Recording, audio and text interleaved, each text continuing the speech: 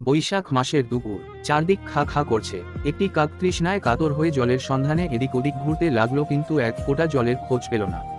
এদিকে তৃষ্ণার্ত কাকটি ক্লান্ত হয়ে পড়ল, কিন্তু কোথাও জলের দেখা নাই। অবশেষে ক্লান্ত কাকটি একটি গাছের উঁচু ডালে গিয়ে বসল, এই আশায় যে যদি দূরে কোথাও কোনো জলাশয় চোখে পড়ে। হঠাৎ কিছু দূরে একটা কলসি তার নজরে পড়ল। সে ভাবল, হয়তো ওই কলসির ভেতরে জল থাকতে পারে। এই ভেবে সে তক্ষুনি গাছের উপর থেকে উড়ে গেল ওই কলসির কাছে। গিয়ে দেখল কলসির নিচে সামান্য একটু জল আছে।